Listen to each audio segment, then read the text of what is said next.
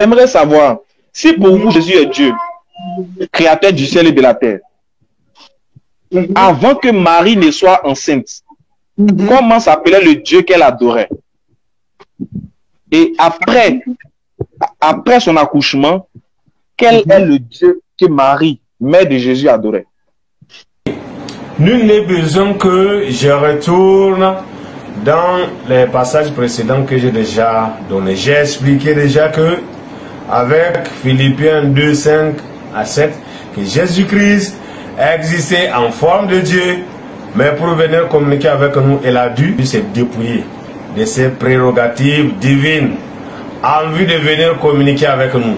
Autrement, nous n'aurions pas pu le comprendre. Ceci étant dit, la question que Ismaël Aka a posée consiste à savoir, ok, puisque nous on persiste à dire que Jésus-Christ est Dieu, quoique ce n'est pas nous qui le disons, c'est la Bible qui l'affirme, lui il persiste pour nous ramener à la raison avec cette question. Si nous disons que Jésus-Christ est Dieu, quel Dieu est-ce que Marie était en train d'adorer avant qu'elle ne conçoive Jésus-Christ? Et quel est le Dieu qu'elle a continué à adorer après qu'elle ait mis Jésus-Christ au monde? Je vais rappeler, pour notre compréhension, ce que j'avais déjà dit précédemment, en d'autres mots.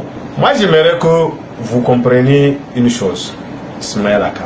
Dieu, de la manière dont Jésus nous l'a présenté, c'est un collège de 3 personnes. Père, Fils et Saint-Esprit. Et les 3 là, le Père, le Fils et le Saint-Esprit, ont tous le droit de répondre quand vous dites Dieu.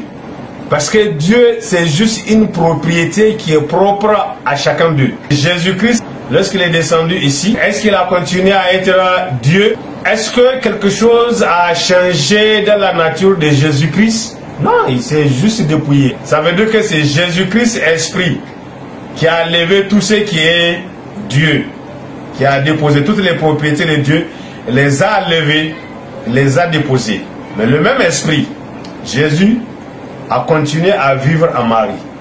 Bien qu'on ait vu un être physique naître, détrompez-vous, ce n'est pas là où son existence a commencé. Pendant que Marie était en grossesse du corps physique de Jésus-Christ, Jésus-Christ a continué à gérer les choses. Parce que c'est lui que le collège de Dieu l'a établi, héritier de toutes choses. Dans le ventre, c'est vrai, ça peut le limiter d'un point de vue physique, mais pas d'un point de vue intellectuel, pas d'un point de vue sagesse et intelligence. Si je suis un directeur général ou un président directeur général, le fait que je sois dans un bureau,